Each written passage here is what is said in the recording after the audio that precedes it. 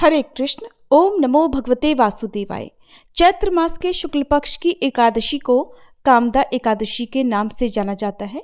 मान्यता है कि इस दिन व्रत रखने से सभी पापों का नाश होता है, मनोकामनाओं की पूर्ति होती है और अंत में वैकुंठ लोक की प्राप्ति होती है। इस बार कामदा एकादशी की तिथि को लेकर 28 और 29 मार्च के बीच में कंफ्यूजन बना हुआ है कि व्रत किस तिथि में रखना ज़्यादा सही रहेगा। ऐसे में आइए जानते हैं कामदा एकादशी की सही तिथि, मुहूर्त, पूजन विधि और पारण के समय के बारे में। सबसे विशेष बात कि इस बार एकादशी के दिन भद्रा काल भी रहने वाला है और भद्रा का वास मृत्युलोक में ही रहेगा। मृत्युलोक में रहने के कारण ये पृथ्वीलोक पर समस्त शुभ कार्यों के लिए बाधा डालने वाला समय होता है, अशुभ समय माना जाता है।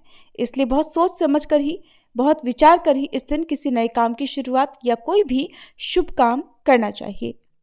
जिस तरह से चैत्र मास के कृष्ण पक्ष की एकादशी के दिन संशय बना हुआ था कि किस तिथि में उपवास रखना सही रहेगा, क्योंकि एक दिन दशमी मिली हुई एकादशी थी तो दूसरे दिन एकादशी के साथ साथ द्वादशी और संक्रांति का महासंयोग पड़ रहा था। और इस बार एकादशी के दिन एक दिन पहले दशमी तिथि भी रहेगी और अगले दिन एकादशी जल्दी समाप्त हो रही है, लेकिन द्वादशी का संयोग है और ये महाद्वादशी होगी, क्योंकि चैत्र मास के शुक्ल पक्ष में आने वाली द्वादशी को वामन द्वादशी कहा जाता है। इसलिए इस दिन का महत्व और भी बढ़ जाता है। अब कुछ लोग एकादशी का व्रत सुनकर रख लेते हैं और जनश्रुतियों के आधार पर रख लेते हैं, और कुछ लोग मुहूर्त देखकर पारण के या हरिवासर के समय को देखने के बाद ही पंचांग के अनुसार ही व्रत रखते हैं, जो कि शास्त्र सम्मत भी होता है। ऐसे में कुछ लोग दशमी तिथि मिली एकादशी का भी व्रत रख लेते हैं, लेकिन आपको एक बार फिर से बता दें कि दशमी तिथि मिली एकादशी शुद्ध नहीं मानी जाती है। फिर भी जानबूझकर या अनजाने में लोग इस दिन व्रत रख भी लेते हैं। अगर व्रत रख रहे हैं तो ध्यान रखिए कि अगले दिन व्रत का पारण आप हरिवासर के समय तो भूल कर भी ना करें। हरिवासर के दौरान यदि आप व्रत खोल लेते हैं तो आपके द्वारा रखे गए व्रतों का पुण्य नष्ट हो जाता है। इस बार एकादशी तिथि 28 मार्च दिन शनिवार को सुबह 8:47 से शुरू हो रही है। इससे पहले तक दशमी तिथि रहेगी।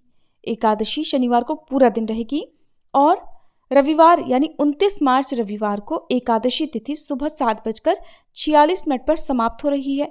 इसके बाद में द्वादशी तिथि प्रारंभ होगी। ऐसे में एकादशी तो 2 दिन है, यानी कि 28 मार्च दिन शनिवार को भी और 29 मार्च दिन रविवार को भी। आपको बता दें कि 28 मार्च शनिवार को अगर आप एकादशी व्रत रख रहे हैं तो ये दशमी तिथि मिली हुई एकादशी होगी, और शास्त्र सम्मत या वैष्णव एकादशी होगी 29 मार्च दिन रविवार को। इस दिन व्रत रखना ज़्यादा सही रहेगा। आगे आपकी श्रद्धा है, आप दोनों में से जिस भी दिन व्रत रखना चाहें रख सकते हैं। बात कर लेते हैं शनिवार के दिन के मुहूर्तों के बारे में। तो शनिवार के दिन ब्रह्म मुहूर्त सुबह 4:50 से 5:38 तक रहेगा। इस दिन सूर्योदय होगा सुबह 6:27 पर, सूर्यास्त होगा शाम 6:37 पर, और पुष्य नक्षत्र दोपहर 2:50 पर समाप्त होगा। इसके बाद में आश्लेषा नक्षत्र प्रारंभ होगा। राहु काल सुबह 9 बजे से 10:30 बजे तक रहेगा, और शनिवार के दिन ही लगने वाला भद्रा काल रात 8:13 से प्रारंभ होगा। पूरी रात भद्रा काल रहेगा, जिसकी समाप्ति अगले दिन यानी रविवार को होगी, और भद्रा काल रविवार को सुबह 7:46 पर समाप्त होगा। आपको एक बार फिर बता दें, भद्रा का वास मृत्युलोक में रहेगा, जो कि समस्त शुभ कार्यों के लिए अशुभ मानी गई है, लेकिन पूजा पाठ संबंधी या व्रत से जुड़ा हुआ कोई भी कार्य इस दौरान किया जा सकता है। द्वादशी तिथि 29 मार्च दिन रविवार को सुबह 7:47 से शुरू होगी और इसी के साथ हरिवासर का समय भी शुरू हो जाएगा। द्वादशी तिथि का समापन होगा 30 मार्च दिन सोमवार को सुबह 7:09 पर। इसके बाद में त्रयोदशी तिथि प्रारंभ होगी। रविवार के दिन ब्रह्म मुहूर्त सुबह 4:49 से 5:37 तक रहेगा। सूर्योदय होगा सुबह 6:26 पर, सूर्यास्त होगा शाम 6:37 पर, और इस दिन आश्लेषा नक्षत्र दोपहर 2:37 तक रहेगा। बाद में मघा नक्षत्र प्रारंभ होगा। राहु काल शाम 4:30 से 6 बजे तक रहेगा। हरिवासर का समय द्वादशी तिथि को यानी 29 मार्च रविवार को सुबह 7:47 से शुरू होकर दोपहर 1:20 तक रहेगा। तो इस दौरान व्रत ना खोलें। अगर आपने व्रत रखा है और रविवार को व्रत खोलना है तो आज आप 1:30 बजे से लेकर 3 बजे के बीच में व्रत का पारणा कर सकते हैं।